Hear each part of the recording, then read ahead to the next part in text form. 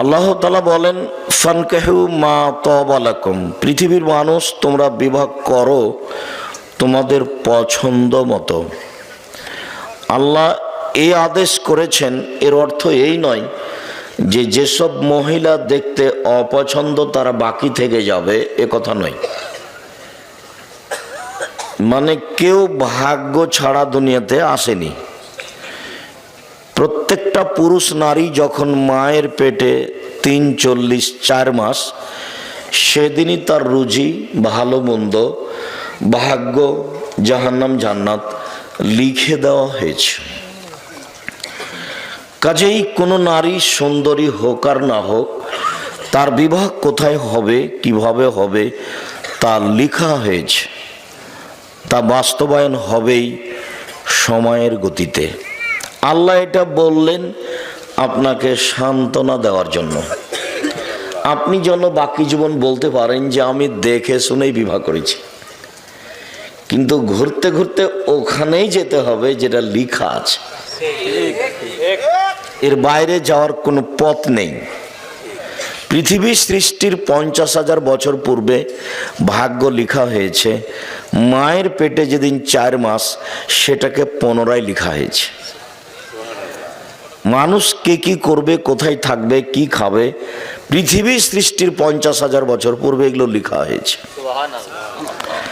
সেটাকেই মায়ের পেটে ৪ মাস যখন, তখন পুনরায় বাস্তবায়ন করা হয়েছে। যা আমরা পৃথিবীতে এসে ভালো মন্দ ভোগ করছি, ১৯-২০ করার কারো কোনো ক্ষমতা নেই। এটা স্বাভাবিকভাবে, সামাজিকভাবে একজন আরেকজনের উপরে দোষারোপ করে থাকি। মাঝে মধ্যে আমি বলেছি, সেদিন আপনাদেরকে বলছিলাম যে ৩ শ্রেণীর মানুষের সাথে আল্লাহ কথা বলবেন না। ৩ শ্রেণীর মানুষ জাহান্নামে যাবে। তার এক শ্রেণীর মানুষ হচ্ছে মুকাজ্জিবুন বিল কাদারে, ভাগ্যকে যে অস্বীকার করে। ভাগ্যকে অস্বীকার করা হয় কিভাবে? যে আপনার ছেলে আর আমার ছেলে ঢাকা থেকে আসছিল, সিরাজগঞ্জে আপনার ছেলেটা গাড়ি থেকে নেমে গেছে, আর একটা গাড়িতে উঠেছে। ওই গাড়িটা সামনে অ্যাক্সিডেন্ট হয়ে গেছে, আপনার ছেলের হাত ভেঙে গেছে। এখন আপনি বলছেন, আরে আমার ছেলে যদি আগের গাড়ি থেকে না নামতো তাহলে হাত ভাঙতো না। এটা হলো ভাগ্যকে অস্বীকার করা। ঘটনা ঘটবে, এটা লেখা আছে তার তাকদিরে, তাই ও গাড়ি থেকে নেমেছে। আপনাকে এই দিকে আসতে হতো না যে গাড়ি থেকে নেমে এটাতে উঠেছে সেজন্য ভেঙে গেছে। এখন আপনাকে বলতে হবে যেটা ঘটেছে তাকদির, চলো ছেলেকে নিয়ে তাড়াতাড়ি মেডিকেলে যাই, তার কি চিকিৎসা হবে এই পদক্ষেপ গ্রহণ করি। এইদিকে না গিয়ে এদিকে এসেছে। যেমন রাসূল সাল্লাল্লাহু আলাইহি সাল্লাম বলেছেন, তোমরা ৩টা ব্যাপারে বদদুয়া করো না। এক, নিজেদের ব্যাপারে বদদুয়া করো না, যে সব ঝামেলার মধ্যে বেঁচে থাকার চেয়ে না থাকাই ভালো। লা তাদু আলা আনফুসিকুম, বুখারী মুসলিমের হাদিস। আল্লাহ রাসূল সাল্লাল্লাহু আলাইহি সাল্লাম বলেন যে তোমরা নিজেদের উপরে বদদুয়া করো না, এসব ঝামেলা বেঁচে থাকার চেয়ে না থাকাই ভালো। এইটা হলো নিজের উপরে বদদুয়া করা। ওয়ালা তাদু আলা আমওয়ালিকুম, তোমাদের অর্থ সম্পদের উপরে বদদুয়া করো না। এই টাকা পয়সার এই ঝামেলা, মামলা, মোকদ্দমা, জমি জায়গা, এসবগুলো না থাকাই ভালো। অর্থ সম্পদের উপরে তোমরা বদদুয়া করো না। ৩, ওয়ালা তাদু আলা আওলাদিকুম, তোমাদের ছেলেদের মেয়েদের উপরে বদদুয়া করো না। ছেলেদের মেয়েদের উপরে বদদুয়া, বাপ মায়ের বদদুয়া একেবারে বিদ্যুৎ কারেন্টের মতো লেগে যাবে, খুব সাবধান। এখন ছেলে বাপকে মেরেছে, তো এখন বাপে বলছে তোকে ত্যায্য পুত্র করলাম, তোকে ত্যায্য পুত্র করলাম, তোকে ত্যায্য পুত্র করলাম। শতবার যদি বাপ বলে যে তোকে ত্যায্য পুত্র করলাম, তো এই কথার কোনোই দাম নাই। বাপ মরলেই ছেলে জমি ভাগ করে নেবে। মানে এই ত্যায্য পুত্র বাক্যের কোনো দাম নাই। ছেলে যখন বাপকে মেরেছে, তখন বাপের উচিত ছিল তাড়াহুড়া করে সুন্দর করে ওযু করে ঘরে ঢুকে সময়ের উপরে 2 রাকাত সালাত আদায় করে কিবলার দিকে মুখ করে হাত উঠিয়ে প্রার্থনা করে বলার দরকার ছিল যে আমি এই জন্য ছেলে তোমার কাছে নিইনি, তুমি আমাকে ছেলে ফিরিয়ে দাও। ছেলে আমাকে মারবে কেন? ছেলে আমাকে সম্মান করবে। আমার ছেলে ভুল করেছে, তুমি আমার ছেলেকে ভালো করে দাও। আর যেন আমাকে কোনোদিন না মারে, ও যেন আমাকে মাথায় করে থাকে, ও যেন আমাকে সম্মান করে, এইটা আমি তোমার কাছে চাচ্ছি। আমি তো এরকম ছেলে তোমার কাছে চাইনি, তুমি আমার ছেলেকে ভালো করে দাও। এইটাই ছিল বাপ মায়ের জন্য বলা উচিত। কিন্তু বাপ মা রাগ করে বলছে তোকে ত্যায্যপুত্র করলাম, তোকে ত্যায্যপুত্র করলাম। অথচ ওই কথার কোনো দাম নেই, কোনো দাম নেই। বাপ মরলে জমি ভাগ করে নিবেই, আর নেওয়াটাই ঠিক। পৃথিবীতে বাপ মাকে মানে না যারা, তারা জান্নাতে যাবে না, এ কথা ঠিক। কিন্তু বাপ মা ছেলে মেয়েকে গালি দিবে, বদদোয়া করবে, এটা নয় যে। তখন আপনাকে আমি একটা দেখিয়েছি যে তাৎক্ষণিক দেখেন, বাপ মায়ের দোয়া দেখবেন একবারে তাৎক্ষণিক, হাতে হাতে। 3 জন মানুষ বাল্য অবস্থায় 3টা বাচ্চা দুধ খাওয়া অবস্থায় কথা বলেছে। তার একজন হলেন ঈসা আলাইহিস সালাম, আর একজন হলো জোরায়েজের সপক্ষে একটি দুধের বাচ্চা। জোরায়েজ আজ থেকে নিয়ে হাজার হাজার বছর আগেকার লোক, বানি ইসরায়েলের কাহিনী, খুব বেশি ইবাদত করত। সে তার গির্জাঘরে ইবাদত করছিল। ফাজাত উম্মুহু, ইতিমধ্যে তার মা তার কাছে আসলো। ফাদাত, তার মা তাকে ডাকলো। তখন ও বলছে আবু উসাল্লি আম উজিবহা, আমি এখন সলাত আদায় করব না মায়ের ডাকে সাড়া দেব।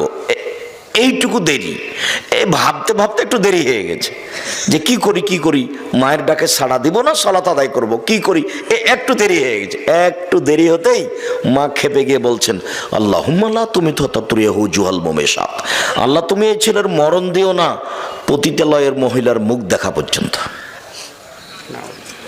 এর জন্য একজন পতিতালয়ের মহিলার সাথে একটা সম্পর্ক, দুর্ঘটনা ঘটে যায়, তারপরে যেন ওর মরণ হয়। ও আমার সাথে কথা বলতে দেরি করলো কেন?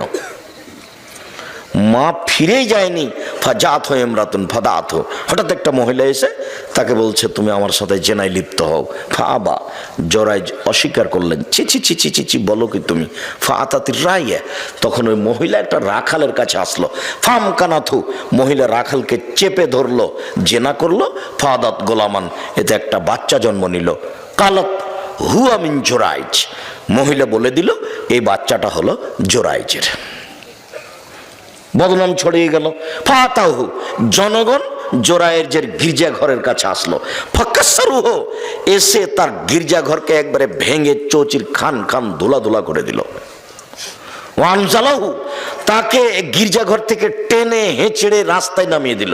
ও সাব্বুহু, যার যা ভাষাতে কুলালো সে তার ভাষায় গালি দিল। অনেক নির্যাতিত হওয়ার পরে ফাকামা, জোরায়েজ দাঁড়ালো। ও তাওয়াদ্দা, উজু করলো। অসল্লা রাকাতাইন, 2 রাকাত সালাত আদায় করলো। 2 রাকাত সালাত আদায় করার পরে ফাআতাল গোলামা, ওই দুধের বাচ্চার কাছে আসলো। দুধের বাচ্চাকে বললো মান আবুকা, বলো তো দুধের বাচ্চা তোমার বাপকে? তখন দুধের বাচ্চা বলছে আবিয়ার রাই, আমার বাপ হচ্ছে রাখাল, ছাগলের রাখাল। এ দেখেন দুধের বাচ্চা কথা বলছে, আমার বাপ হচ্ছে গরু ছাগলের রাখাল। তখন গ্রামবাসী বলছে নাবনি সওমাতাকা বিদ্যা হবে, তোমার এই গির্জা ঘরটাকে আমরা স্বর্ণ দিয়ে বানিয়ে দেব যারা ভেঙে ফেলেছে। তখন জোরায়েজ বলছে লা ইল্লাবি তিন, না না না না না, আমার গির্জাঘর স্বর্ণ দিয়ে বানাতে হবে না, আমারটা বানাতে হবে মাটি দিয়ে। মুসলিম। এখানে যে কথাটা বলতে চেয়েছি সেটা হলো এই যে এ দেখেন বাপ মায়ের বদদোয়া, হাতে হাতে কি একটা দুর্ঘটনা ঘটে গেল। বলেও কখনো বাপ মায়ের জন্য বদদোয়া, ছেলে মেয়ের জন্য বদদোয়া করবেন না। সম্মানিত দিনী ভাই বোন, আপনাদেরকে আমরা জোরালো অনুরোধ জানাচ্ছি, আপনারা যে যেখানে আছেন সুন্দরভাবে বসে থেকে ভদ্রতা বজায় রেখে গুরুত্বপূর্ণ আলোচনা শোনার জন্য প্রাণপণে চেষ্টা করুন। এই সময়ে কেউ দোকানপাটে থাকবেন না, আমার এটা জোরালো অনুরোধ। আমি এসেছি কষ্ট করে, একটা দিন বের করতে কত সময় লাগে, কত বছর কেটে যায়, আর এইভাবে আমি আসলাম এত কষ্ট ক্লেশের পরে, আর আপনি এখন দোকানে বসে চা খাবেন, এটা ঘৃণিত কাজ। এই সময় আমি পছন্দ করি না। দয়া করে আপনি আপনার কথাবার্তা চলাচল বন্ধ করুন, সামনে আসুন, কিছুক্ষণ সময় অপেক্ষা করুন, আপনার কিছু না কিছু উপকার করবই করবো ইনশাআল্লাহ। সম্মানিত দিনী ভাই বোন, আল্লাহ তাআলা বলেছেন পছন্দ মতো বিবাহ করো। এর অর্থ এই নয় যে ভাগ্য ছাড়াই কাজ হবে। এটা আপনাকে আল্লাহ সান্ত্বনা দিয়েছেন যে তোমাকে আমি আদেশ দিলাম যে পছন্দ মতো বিবাহ করো, কিন্তু পছন্দ মতো বিবাহ করো মানে 50,000 বছর পূর্বে যেটা লেখা আছে সেটার 19-20 হবে না। কাজেই ছেলের বিরুদ্ধে বদদোয়া করবেন না। ছেলে মেরেছে, ভুল করেছে, আপনি পাল্টা আল্লাহর কাছে হাত তুলে দোয়া করেন, আল্লাহ আমার ছেলে আমাকে মেরে ভুল করেছে, তুমি আমার ছেলেটাকে ভালো করে দাও। ওজনে এসে আমার পা ধরে বলে আব্বা ভুল হয়েছে, আমাকে মাফ করেন। আর এরপর থেকে সবসময় যেন আমাকে শ্রদ্ধা দেখিয়ে চলে। আল্লাহ তাআলা বলছেন ফানকিহুহুন্না বিইজনি আহলিহিন্না, তোমরা মেয়েদেরকে বিবাহ করো তার অভিভাবক মালিককে বলে, বাপকে বলে। এটা আল্লাহর জোরালো আদেশ। এই আয়াতের ভিত্তিতে আমাদের নবী মুহাম্মদ সাল্লাল্লাহু আলাইহি সাল্লাম বলেছেন আইয়ু ইমরাতিন নাকাহাত বেগাইরে ইজনে ওয়ালিহা, যে কোনো মেয়ে যদি বাপের অনুমতি ছাড়া বিবাহ বসে ফানিকাহুহা বাতিল, ফানিকাহুহা বাতিল, ফানিকাহুহা বাতিল, ওই বিবাহ বাতিল, ওই বিবাহ বাতিল, ওই বিবাহ বাতিল, কোর্টের বিবাহ বাতিল। কিয়ামত পর্যন্ত সময় থাকলে কোনো মায়ের বেটা কথা এইভাবে উল্টে ধরতে পারবে না। যদি ধরে তাহলে বলবে যে আমাদের ফেকাতে লেখা আছে, এইভাবে বলতে হবে। যে কোনো মেয়েকে যদি বলে এটা আমার বউ, দুইজন সাক্ষী, বিবাহ হয়ে গেছে, এটা লেখা আছে ফেকাতে। কিন্তু আল্লাহর নবী মুহাম্মদ সাল্লাল্লাহু আলাইহি সাল্লাম বলেছেন বাপকে না বলে যদি বিবাহ করে তাহলে সে বিবাহ বাতিল, সে বিবাহ বাতিল, সে বিবাহ বাতিল। কথাটি আল্লাহর নবী 3 বার বলেছেন জোর দিয়ে, তবুও হুজুর বলছেন যে চলবে। কি করবেন, করেন, কিছু করার আছে? কোনো পথ নেই। যদি আপনার মেয়ে 7 ছেলের মা হয় তবু ওই বিবাহ হয়নি, আবার বিবাহ পড়াতেই হবে। কোনো পথ নাই, যেহেতু বিবাহ বাতিল। শুধু তাই নয়, রাসূল সাল্লাল্লাহু আলাইহি সাল্লাম বলছেন লা তুজাব্বিজুল মারাতু আল মারাতা, একজন মহিলা আর একজন মহিলার বিবাহ দিতে পারে না, নিজে বিবাহ বসতে পারে না, বিবাহ দিতে পারে না। ফুফুতে বলছে ভাতিজিকে, ভাইয়ের মেয়েকে যে তোর আব্বা তো অমুক ছেলের সাথে বিবাহ দিবে না, তুই চলে আয় আমার বাসায়, আমি বিবাহ দিয়ে দিচ্ছি। ওর ফুফু কখন কখন পুরুষ মানুষ হয়ে গেছে। খালাতে বলছে এই কথা যে তোর বাপ তো বিবাহ দিবে না, তুই আমার বাড়ি চলে আয়, আমি বিবাহ দিয়ে দিচ্ছি। খালা এখন দায়িত্বশীল হয়ে বিবাহ দিয়ে দিচ্ছে বোনের মেয়ের। কত সাহস খালার! কথাটা ওইরকমই হয়ে গেল যে ওই যে মাঝে মধ্যে আপনাদের সামনে বলতে থাকি যে ঢাকা হাজি ক্যাম্পে পৌঁছিলাম, তখন দেখছি একজন মাওলানা সাহেব অনেক বড় পাগড়ি মাথায় বেঁধে বলছেন আপনারা বলেন লব্বাইক আল্লাহুম্মা লব্বাইক, লব্বাইক লা শারীকা লাক লাব্বাইক, ইন্নাল হামদা ওয়ান নি'মাতা লাকাল মুলক লা শারীকা লাক। আল্লাহ তোমার দরবারে উপস্থিত, আমি তোমার দরবারে উপস্থিত, প্রশংসা তোমার, অনুগ্রহ তোমার, রাজত্ব তোমার, কোনো শরীক নাই তোমার। এই দোয়া পড়াচ্ছে। তা আমি বলছি ইমাম সাহেব এটা এখানে বলাচ্ছেন কেন? এটা তো ইয়ালামলামে বলতে হবে। বিমান জিদ্দায় নামার 15-20 মিনিট পূর্বে বৈমানিকের পক্ষ থেকে বলা হবে আপনারা এহরাম বাঁধুন, তালবিয়া পড়ুন। তখন আপনার মুসাইল লোকেরা বলবে লাব্বাইক উমরাতান, আমি উমরার জন্য উপস্থিত, লাব্বাইক আল্লাহুম্মা লাব্বাইক, লাব্বাইক লা শারীকা লাক লাব্বাইক, ইন্নাল হামদা ওয়ান নি'মাতা লাকাল মুলক লা শারীকা লাক। তো আপনি এখানে বলছেন যে, তখন আমাকে বলছে যে বাড়ি থেকে বললে হবে যে মোহাম্মদ সাল্লাল্লাহু আলাইহি সাল্লাম বলেছেন ইয়ালামলাম, মোহাম্মদ সাল্লাল্লাহু আলাইহি সাল্লাম মানতে হবে, ঠেকা বেঁধেছে, আমি মানুষ নয়, আমারটাও চলে। তো বাড়ি থেকে বলছে চলে, তো যার যেখানে মন সে সেখানে বলুক যে চলবে। যেহেতু মোহাম্মদ সাল্লাল্লাহু আলাইহি সাল্লাম দিয়ে কাজ হলো না, সবারটাই যখন চলবে তো ঠিকই আছে, যার যেখানে প্রয়োজন হবে সে সেখানে এহরাম বাঁধবে। মোহাম্মদ সাল্লাল্লাহু আলাইহি সাল্লাম দিয়ে তার হলো না, তো ঠিকই মোহাম্মদ সাল্লাল্লাহু আলাইহি সাল্লাম নাকচ করে দিয়েছেন যে বাপ ছাড়া বিবাহ হবে না। এখন খালা বলছে যে ওটা মোহাম্মদ সাল্লাল্লাহু আলাইহি সাল্লাম বলেছেন, আমি তো খালা, আমি পারবো না, খালা বিবাহ দিয়েছে।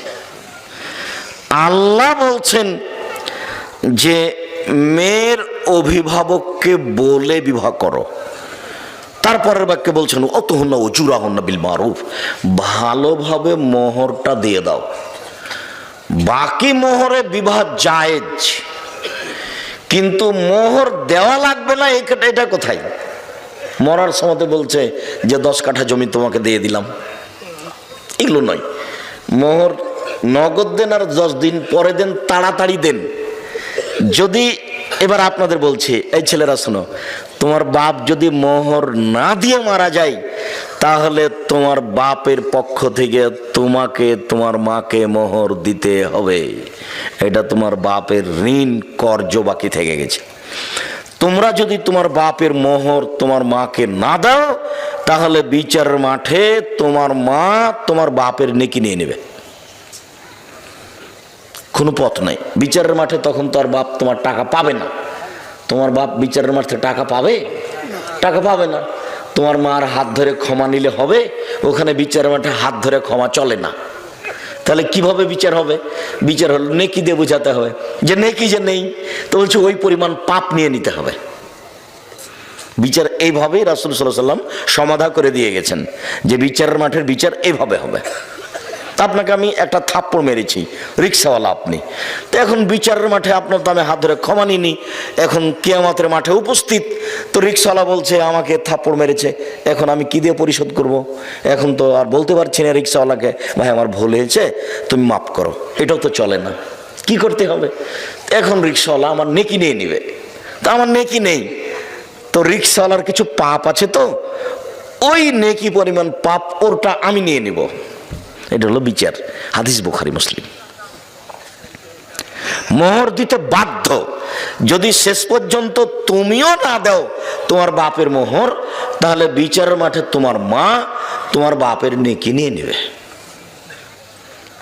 আল্লাহ বলছেন টাকা দিয়ে বিবাহ করো, আর তোমরা, এটা বগুড়া, তো বগুড়া, জয়পুরহাট, লালমনিরহাট, নীলফামারী, কুড়িগ্রাম, পঞ্চগড়, ঠাকুরগাঁ, জয়পুরহাট, এইসব ডিস্ট্রিক্টের মানুষ প্রায় বেশিরভাগই আমার জানা অনুপাতে শ্বশুরের কাছে টাকা নেই, যৌতুক। তা আল্লাহ বলছেন যে টাকা দিয়ে বিবাহ করো, মানে মোহর দিয়ে। সেখানে টাকা নিয়ে বিবাহ করা একেবারেই হারাম, টোটালি হারাম, সম্পূর্ণরূপে হারাম। যে বাক্যটা আপনার খুব ভালোভাবে জানা আছে যে আব্দুর রাজ্জাক সাহেব বলেছেন ভিক্ষা করা টাকা দিয়ে চাউল কিনে ভাত খেয়ে ইবাদত কবুল হবে, কিন্তু যৌতুকের টাকা দিয়ে শ্বশুরের কাছ থেকে টাকা নিয়ে ওই টাকা দিয়ে চাউল কিনে ভাত খেয়ে ইবাদত কবুল হবে না। এই ফতোয়া উল্টিয়ে ধরার কোনো পথ নেই, এভাবেই থাকবে কিয়ামত পর্যন্ত। শ্বশুরের কাছে টাকা নেওয়ার কোনো পথ নেই। আর কোরআন হাদিস চিন্তা ভাবনা করে বুঝা যায় না যে বিবাহতে মেয়ের বাপের 2-1 টাকা খরচ হবে, এটা বোঝা যায় না। 2-1 টাকা খরচের কোনো পথ দেখা যায় না। তো আমরা আজকে প্রথম অংশের আলোচনা তেমন নয়, এতটুক যে বিবাহ করো, মেয়ের বাপ গার্জেনকে বলে কোর্টের বিবাহ বাতিল। তারপরে কোর্টে যদি বিবাহ হয়, তাহলে বিবাহ আরেকদিন তার বাপের উপস্থিতিতে 2 জন সাক্ষী দিয়ে বিবাহ পড়াতেই হবে, কোনো পথ নেই। সবাই মিলে মেয়ে দেখতে যাওয়া নাজায়েজ, হারাম। বিবাহ নির্ধারণ হওয়ার পরে থোবড়া বা মেয়েদের গীত গাওয়া বা হলুদ মাখা জায়েজ, তবে এইভাবে নয়। আর হলুদ মাখার কোনো বিধান কোরআন হাদিসে নেই, তো হলুদ মাখা হারামও নয়। হলুদ মাখতে পারে কেউ, কিন্তু হলুদ তার ভাবেই মাখাবে এটা হতে পারে না, তাহলে বিবাহের সূচনাতেই জেনা। হলুদ তার খালাতো বোন, মামাতো বোন, চাচাতো বোন মাখাবে, তাহলে বিবাহের সূচনাতেই জেনা। একজন মহিলাই আরেকজন মহিলার গায়ে হাত লাগিয়ে হলুদ মাখাতে পারে না, তো একজন পুরুষ যুবক পুরুষের গায়ে হাত লাগিয়ে ভাবি, খালাতো বোন, মামাতো বোন কি করে হলুদ মাখাতে পারে? এর চেয়ে নোংরা, ন্যাক্কারজনক, জঘন্য, বর্বর কাজ আর কি হতে পারে? আমি এখানে যেটা বলেছি সেটা আপাতত বগুড়ার কোনো খবর আমার জানা নাই, যদিও বগুড়াতে বিবাহ শাদী আমাদের পরিবারেরও হয়েছে, কিন্তু আমি গাইবান্ধার বাস্তবে একটা দেখেছি, গীত সেখানেও আছে, কিন্তু চাঁপাইনবাবগঞ্জের সাথে একটা অবাক অমিল। সেটা হলো গাইবান্ধায় দেখেছি, রংপুরে দেখেছি যে বিবাহ পড়ানোর জন্য ভিতরে গেছে কয়েকজন। মেয়ের কাছে বিবাহ পড়ানো না যায়, হারাম, মেয়ের কাছে বিবাহ পড়াতে হবে না। মেয়ের কাছে বিবাহ রাজশাহী চাঁপাইনবাবগঞ্জেও পড়াই। ওখানে গিয়ে বলে অমুক নিবাসী অমুক, এত টাকা নগদ, এত টাকা বাকিতে তোমাকে বিবাহ করতে এসেছে, তুমি তাকে স্বামী সত্ত্বে কবুল করো। তখনও বলে কবুল করলাম। ওখানে 3 বার কবুল করার পরে এই মৌলানা সাহেব আর এই 4-5 জন লোক এই বরযাত্রী যেখানে আছে সেখানে এসে দাঁড়ায় সালাম দিয়ে। তখন বসে থাকা লোকগুলো বলে আপনারা কে? তখন ওরা বলে যে আমরা এই বিবাহের উকিল। তখন বসে থাকা লোকগুলি বলে যে মেয়ে কি কবুল করেছে? তখন দাঁড়িয়ে থাকা লোকগুলি বলে কবুল করেছে। তখন বসে থাকা লোকগুলি বলে যে তাহলে বসেন।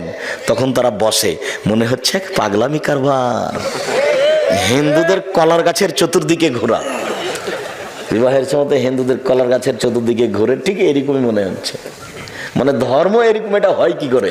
ইসলাম ধর্মের একটা দাম আছে, তার কাজকর্মের একটা মূল্যায়ন আছে।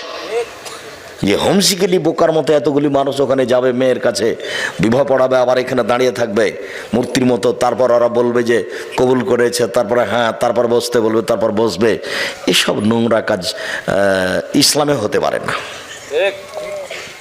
মেয়ের কাছে কোনো কথা নেই, মেয়ের বাপই ছেলের সামনে বসে থাকবে, আগে খুতবা হবে, তখন মেয়ের বাপ বলবে আমার মেয়ে খালেদা এত নগদ এত বাকিতে তোমার সাথে বিবাহ বন্ধনে আবদ্ধ হতে রাজি, তুমি তাকে স্ত্রী হিসেবে কবুল করো।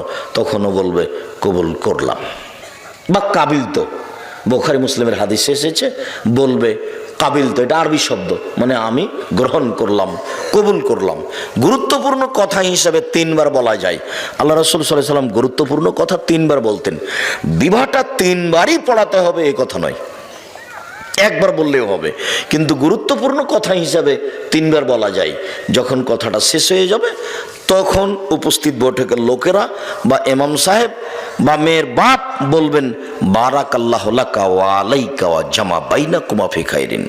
আল্লাহ তোমাকে বরকত দান করুক, তোমাদের 2 জনকে বরকত দান করুক, তোমাদের মাঝে তোমাদের 2 জনকে আল্লাহ কল্যাণের উপরে একাত্রিত করুক, তোমাদের দাম্পত্য জীবন সুখী হোক। এইটা হলো দোয়া বিবাহের বৈঠক শেষে। কিন্তু হুজুরের না জানার কারণে হুজুর এখন একটা লম্বা দোয়া মেরে দেবে। তারপরে যে বিবাহ পড়াতে এসেছে ও নিবে কিছু টাকা, যে লিখতে এসেছে ও নিবে কিছু টাকা। সবারটাই হচ্ছে মুহাম্মদ সাল্লাল্লাহু আলাইহি সাল্লামেরটা কেউ করে না, একটু ওটার সাথে কারো সম্পর্ক নাই, ওভাবে সাড়া দিতে হবে না। যেহেতু আমি ওভাবে সাড়া পছন্দ করি না, আপনারা এক খেয়ালে চেয়ে থাকেন, আমার কথাটা ধরে রাখেন, আমি খুশি হব, আলহামদুলিল্লাহ। আমল করা তো আর সবার হাতে নয়, সবাই তো আমল করবে না, উপর থেকে যেটা ফায়সালা হবে সেটা। তবে আপনারা চেষ্টা করেন আমল করার, জোর করে কেউ কিছু করতে পারবে না। আল্লাহর নবীর চাচা আবু তালেবের মরণের সময় চলে এসেছে, তা আল্লাহর নবীও ঢুকেছেন ওখানে, আরো মুশরিকরা ওখানে আছে 2-3 জন। তখন আল্লাহর নবী বলছেন চাচা আপনি লা ইলাহা ইল্লাল্লাহ বলেন, বাকিটুকু আমি দেখে নেব। লা ইলাহা ইল্লাল্লাহ শুধু এই বাক্যর কিন্তু অনেক দাম। লা ইলাহা ইল্লাল্লাহ মুহাম্মদ রাসূলুল্লাহ এখানে যোগ হবে না। একটু আগে যে আপনারা বললেন শেষ বাক্যে যে আপনারা বলুন লা ইলাহা ইল্লাল্লাহ, শেষে যোগ হয়ে গেছে মুহাম্মদ রাসূলুল্লাহ, ওই অংশ জিকিরে যোগ হবে না। এমনি তো সবাকে নিয়ে জোরে জিকির করাই না যায়, জোরে জিকির করার প্রমাণের কোনো পথ নেই। তো সবাই যে দেখছি যে মোবাইলে দেখছি খালি চিল্লাচিল্লি করে জিকির করে লাফ দিয়ে বাঁশের উপরে উঠে যাচ্ছে। এখন করছে তো কি করবেন, এখন তো আমাদের তো কিছু করার নেই। সাহাবী রাসূলের সামনে একটু খালি জোর করে বলেছেন সুবহানাল্লাহ আলহামদুলিল্লাহ আল্লাহু আকবার, তখন আল্লাহ রাসূল বলছেন ইরবা আল আনফুসাকুম, চুপে চুপে জিকির করো, ইন্নাকুম লা তাদুনা আসামাল্লাহ গায়েব, তোমরা যাকে ডাকছো ও বধির নয়, তোমরা যাকে ডাকছো ও অন্ধ নয়। ইন্নাকুম তাদুনা সামিয়াম বাসিরা, তোমরা যাকে ডাকছো সব কিছু শোনে, তোমরা যাকে ডাকছো সব কিছু দেখে। অতএব চিল্লাচিল্লি কেন? চিল্লাচিল্লি কেন? চিল্লাচিল্লির একটা করতে গিয়ে এহরাম বেঁধে জিকির করা, সেইটা জোরে অনুমতি দিয়েছে। ওখানে আল্লাহ নবী বলছেন ফাতানি জিবরাইল, এখনই জিবরাইল আমার কাছে আসলেন, ও আমার আনি, জিবরাইল আমাকে আদেশ করলেন যে আনামরাকুম, আমি তোমাদেরকে বলে দিব, আনতার ফাসাতকুম, তোমরা একবার চিল্লিয়ে বলবে বিল ইহরামে আর তালবিয়া, ইহরাম বাঁধা শব্দটা আর তালবিয়া পড়া শব্দটা একবার চিল্লা চিল্লি করে বলবে। লাব্বাইক উমরাতান, আমি উমরার জন্য উপস্থিত, লাব্বাইক আল্লাহুম্মা লাব্বাইক, লাব্বাইক লা শারীকা লাক, লাব্বাইক ইন্নাল হামদা ওয়ান নি'মাতা লাক ওয়াল মুলক লা শারীকা লাক, লাব্বাইক আল্লাহুম্মা লাব্বাইক, লাব্বাইক লা শারীকা লাক, লাব্বাইক ইন্নাল হামদা ওয়ান নি'মাতা লাক ওয়াল মুলক লা শারীকা লাক। একবারে সৌদি আরবের পাহাড় ফাটিয়ে দিতে হবে, চিল্লে বলতে হবে। এ কথা জিবরাইল বলছেন, এসে আমাদের নবীকে, আমাদের নবী সবাইকে বলছেন। আর এখানে সাহাবীগণ একটু জোরে জিকির করেছে, তখন এবারে ধমকে থাক, তোমরা যাকে ডাকছো কি বধির নাকি? তোমরা যাকে ডাকছো কি অন্ধ নাকি? এভাবে চিৎকার করছো কেন? সেই জায়গারা এভাবে বলে নিচ্ছে, কিছু করার আছে? কেউ তো দেখে না যে আসলে ধর্ম কি। যেহেতু না দেখেও চলছে, প্রয়োজন তো নেই। কঠোরভাবে যদি আপনারা ধরতেন তাহলে এখানে হতো, তা আপনাদের তো জিম্মেদারি আগে। আপনাদেরকে আল্লাহ বলছেন যে ফাসআলু আহলা যিকরি ইন কুনতুম লা তা'লামুন বিল বায়িনাতি ওয়াজ জুবুর, হে দুনিয়ার অজানা মানুষ, তোমরা জানা মানুষের নিকটে জানো প্রমাণ সহকারে। এটা আপনাদের জিম্মেদারি। আব্দুর রাজ্জাক সাহেবকে দাওয়াত দেওয়ার আগে জানতে হবে যিনি কোরআন হাদিস জানেন কিনা। এটা 5 জনকে জিজ্ঞাসা করতে হবে, জানেন খুব, এটা বুঝে নিলাম। তারপরে যেটুকু বলেছেন সেটুকু প্রমাণ ছাড়াই কি বললেন এটুকু দেখতে হবে। প্রমাণ ছাড়া ধর্মে কোনো কথা চলে না। ইসলাম ধর্ম এমন একটা ধর্ম যে নগদ, বাকি কিছু নেই, গোপন দিয়ে কিছু চলে না। নগদ 30 পারা কোরআন, 90 পারা নয়, 60 পারা নয়, কিছুই না, এবারে নগদ, একবারে সব নগদ, কোনো জায়গা বাকি নেই। এমন কোন ফতোয়া নেই ধর্মে যেটা কোরআন এবং সহিহ হাদিস অনুপাতে দেওয়া যাবে না। আমি একটা বক্তব্যে কুষ্টিয়াতে বলেছিলাম যে আমি দীর্ঘ সময় ধরে কলমে ফতোয়া লিখছি। আমি নিজে কলমে ফতোয়া লিখি প্রায় 20 বছর থেকে। এই ঘটনা অনুমান 10 বছর আগে হতে পারে। তাই আমি বলেছিলাম যে কোনো ফতোয়া কোরআন এবং সহিহ হাদিস দিয়ে দেওয়া যাবে, কোনো ইজমা কিয়াসের আশ্রয় না নিয়েই চলবে। এ কথা যখন বললাম তখন লাভ দিয়ে একটা সামনে থেকে লোক দাঁড়িয়ে বলল যে আপনি ফতোয়া দেন তো দেখি। 2টা মেয়ে একসাথে জমা ধরে আছে, 2টাই মেয়ে, পূর্ণ যুবতী, দেখতে সুন্দরী, পেশাব পায়খানা একসাথে হয়, অঙ্গ প্রত্যঙ্গ ভিন্ন ভিন্ন, কিন্তু গাটা গায়ের সাথে লাদানা লালেহার লাদানের মতো। মনে পড়ে কি আপনাদের? এইরকম 2টা মেয়ে। তো এখন এদের বিবাহের সময় এসেছে, বলেন বিবাহ কিভাবে দিতে হবে? ও আমাকে আটকাচ্ছে। কথা বুঝতে পারলেন না? তখন আমি বললাম যে আপনার জিজ্ঞাসাটাতে আমার একটা কথা মনে পড়ে গেল। সেটা হচ্ছে ওই অনেক দিন আগের কথা, ক্লাস 3 বইয়ে ছিল। ক্লাস 3 বইয়ে কি ছিল? মোল্লা দোপেজি, বাদশা বলছেন, মোল্লা দোপেজি জি জাহাপনা, আকাশের দিকে লক্ষ্য করুন তো। করলাম জাহাপনা। কিছু দেখলেন কি? না তেমন তো কিছু দেখিনি। 2টা কাক উড়ে গেল, দেখেননি? হ্যাঁ তা তো দেখলাম। এইবার বলেন এদেশে কতটি কাক আছে? 9,09,999। যদি কম হয় তাহলে বেড়াতে গেছে, আর যদি বেশি হয় বেড়াতে এসেছে। মাপে তো আর হিসাব করেনি পৃথিবীতে। আচ্ছা আচ্ছা, ঠিক ঠিক ঠিক ঠিক। আচ্ছা মোল্লা দোপেজি, ওইটা কি? ওইটা চৌবাচ্চা জাহাপনা। বলতে পারো তুমি চৌবাচ্চায় কত পেয়ালা পানি আছে? যদি বলতে না পারো তাহলে তোমার গর্দান যাবে। তা যাক জাহাপনা, তবে প্রশ্ন একদম সোজা, একদম সহজ। পেয়ালা যদি চৌবাচ্চার সমান হয় 1 পেয়ালা, যদি অর্ধেক হয় 2 পেয়ালা, 4 ভাগে 4 পেয়ালা, 8 ভাগের ভাগে 8 পেয়ালা, 16 ভাগের ভাগে 16 পেয়ালা। আরে থামো থামো থামো, যা তোমাকে আজ মোরগ মুসাল্লাম খাওয়াবো। তো ঠিক এরকম হয়ে গেছে আপনার জিজ্ঞাসা। আপনার জিজ্ঞাসা তো জটিল নয়। আল্লাহ বলেছেন লা ইউকাল্লিফুল্লাহু নাফসান ইল্লা উসআহা। মানুষ যেটা করতে পারবে না এরকম বিধান আল্লাহ মানুষের উপরে চাপাবেন না। আপনি এখন বড় ডাক্তারের কাছে আশ্রয় নেন, বড় ডাক্তার যদি বলে যে পৃথক করা যাবে, করতে হবে। যদি বড় ডাক্তার বলে পৃথক করা যাবে না, তো একজনে বিবাহ করুক, তাতে আসে যায় না। এবার আপনি দেখান কে বিবাহ করতে চাচ্ছে, মেয়ে দুটি কোথায়? কোনো পথ নেই। যে কোনো ফতোয়া আমার 20 বছরের অভিজ্ঞতা বলছে, আমার 20 বছরের অভিজ্ঞতা বলছি, যে কোনো ফতোয়া কোনো ফেকার আশ্রয় নিতে হবে না ইনশাআল্লাহ। কোনো কেয়াসের কোনো কিছুরই আশ্রয় নিতে হবে না। আপনি কোরআন হাদিস দিয়ে বলতে পারবেন, কোনো সমস্যা নেই। আমার 20 বছরের অভিজ্ঞতা বলছি, 2-1 দিনের নয়, আর হঠাৎ করে নয়। আর অভিজ্ঞতা শুরু হয়েছে বগুড়া থেকে। সর্বপ্রথমে আমি 90 সালে বগুড়া ফতে আলী মসজিদে, ওই যে ফতে আলী ব্রিজের ওখানে যে মসজিদটা ছিল, ওখানে দাওয়াতের জন্য আসতাম। ওখানকার লোকেরাই যে টিয়া ভাই এখনো আছে, আমাকে পথ খরচ দিত 20 টাকা, তারপরে 50 টাকা, তারপরে 100 টাকা, তারপর 200 টাকা, তারপর 300 টাকা, তারপর 500 টাকা। এগুলো তাদের পথ খরচ। এখনো পাশে বসে আছেন সেকাল থেকে, 90 সাল থেকে। যদি কোনোদিন আমার মুখের চোখটা একটু দুর্বল হয়েছে টাকা কম দেখে, এটা প্রমাণ যদি করে দিতে পারেন, আমি জাতির সামনে কোনোদিন বক্তব্য দেব না। একটু কেমন কেমন লাগলো আব্দুর রাজ্জাক সাহেবকে দেখে, টাকা তো কম দিলাম, তো মনে হলো মুখটা যেন কেমন কেমন মনে হলো। এটা প্রমাণ করতে পারলেন। একবারে সূচনা থেকে তারা আছেন, একেবারে সূচনা থেকে। সর্বপ্রথম যখন এসেছি বগুড়ায়, আল্লাহর কসম, আল্লাহর কসম, আল্লাহর কসম, আপনাকে আমি ফাঁকি দিতে আসিনি। আমার বুঝ অনুযায়ী আমি কোরআন এবং সহিহ হাদিসের কথা বলে থাকি, বলবো ইনশাআল্লাহ। সম্মানিত দিনী ভাই বোন, আরেকটু জরুরি কথা যে বিবাহের এইসব নিয়ম নীতির পরে, বিবাহ পড়ানোর পরে বর কনেকে নিয়ে যেসব কিছু করা হয় বরের বাড়িতে, কনের বাড়িতে, এগুলো সব হারাম। বিবাহ পড়ানোর পরে একটা কাজ আছে, সেটা অলিমা। এটা মেয়ে ছেলের বাপের বাড়িতে হবে। আর অলিমাতে শুধু ধনী মানুষকে যদি দাওয়াত দেওয়া হয়, গরিব নিঃস্ব ফকিরকে বাদ দেওয়া হয়, তাহলে ওই খাদ্য ড্রেনে ফেলে দিতে হবে, কুকুরে খাবে। কেন আব্দুর রাজ্জাক সাহেব এভাবে বললেন কেন? আল্লাহ নবী বলেছেন, আশারত আমিন, সবচেয়ে নিকৃষ্ট খারাপ খাদ্য ওই খাদ্য যেই খাদ্যে শুধু ধনীদের দাওয়াত দেওয়া হয়েছে, গরিবদের দেওয়া হয়নি। তাহলে এবার যে কয়েক দেগ ভাত রান্না করা হয়েছে গরুর গোশত দিয়ে, এই ভাতটা এখন কেমন ভাত বলেন তো দেখি? সবচেয়ে খারাপ, সবচেয়ে নিকৃষ্ট।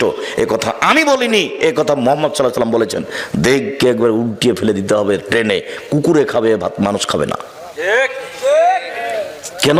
এতে কাকে দাওয়াত দেওয়া হয়েছে? শুধু চিনে চিনে ধনীকে দাওয়াত দেওয়া হয়েছে। অতএব এই খাদ্য হারাম, এ কথা আমি বলিনি, এ কথা মুহাম্মদ সাল্লাল্লাহু আলাইহি ওয়াসাল্লাম বলেছেন।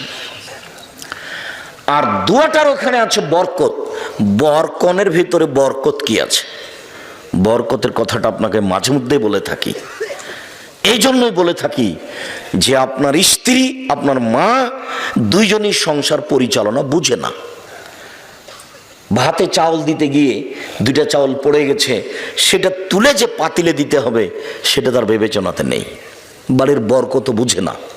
দেখেন তো, বরকত যেভাবে আল্লাহ রাসূল বলছেন, মানুষের মধ্যে বরকত আছে, টেবিলটার মধ্যে বরকত আছে, এই বোতলটার পানিটার মধ্যে বরকত আছে। কিভাবে এগুলো আব্দুর রাজ্জাক সাহেব? টেবিলের বরকত বুঝতে পারলেন না? আজকে সন্ধ্যার সময় টেবিলটা করা হয়েছে, এমন এক জায়গাতে ঘরে রেখেছেন যে উপর থেকে বস্তা পড়ে টেবিলটা ভেঙে গেল, একদিনই শেষ। আর একটা টেবিল আপনাদের বাড়িতে আছে, আপনার দাদার করা, এখনো আছে। তার মানে ওই টেবিলটাতে বরকত আছে, এটাতে বরকত নেই। আল্লাহ রাসূলের সামনে যখন কোনো নতুন ফল দেওয়া হতো, তখন তিনি বলতেন, আল্লাহুম্মা বারিক লানা ফি সামারিনা ওয়া সায়না ওয়া মুদ্দিনা ওয়া শাহরিনা। আল্লাহ তুমি আমাদের ফলে বরকত দাও, আমাদের শহরে বরকত দাও, আমাদের ওজনে বরকত দাও, আমাদের জিনিসপাতিতে বরকত দাও। রুজি ভিন্ন জিনিস, বরকত ভিন্ন জিনিস। রুজি ভিন্ন জিনিস, বরকত ভিন্ন জিনিস। খুতবা শেষে বিবাহ পড়ানোর পরে প্রথম বাক্যটাই বললেন, আল্লাহুম্মা বারিক, আল বারাকাল্লাহু লাকা ওয়া আলাইকুমা। আল্লাহ বরকত তোমাকে দেখ, তোমাদের দুজনকে দেখ, আর তোমাদের দুজনকে আল্লাহ কল্যাণের উপরে একাত্রিত করুক। ধর্মের সাথে কারো ভালো সম্পর্ক নেই, কেননা ধর্ম কেউ বুঝে না। যারা প্রচার করছে তারাও বুঝে না, যারা বলছে তারাও বুঝে না। এখানে যিনি ওনার নাম কি, কাজীর খাতাতে 4 জন সাক্ষী লাগবে। এই খাতা ফেলে দিতে হবে, এই খাতা চলবে না। বিবাহের জন্য 4 জন সাক্ষী লাগে না, কয়জন লাগে? 2 জন। এখানে আবার ভাগ করে নিয়েছে, মেয়ের পক্ষ থেকে 2 জন, ছেলের পক্ষ থেকে 2 জন। তার মানে সূচনাতেই গন্ডগোল। আল্লাহ নবী এ কথা বলেননি। আল্লাহ নবী মুহাম্মদ সাল্লাল্লাহু আলাইহি ওয়াসাল্লাম বলেছেন যে একটা বিবাহ জায়েজ হওয়ার জন্য কয়জন সাক্ষী লাগে? 2 জন। ও পুরুষের পক্ষে না মহিলার পক্ষে, এই কথা তিনি বলেননি। তিনি বলেছেন লা নিকাহ ইল্লা বি শাহিদাইনে, 2 জন সাক্ষী ছাড়া বিবাহ হয় না। ওয়ালা নিকাহ ইল্লা বি ওয়ালিন, অভিভাবক ছাড়া বিবাহ হয় না।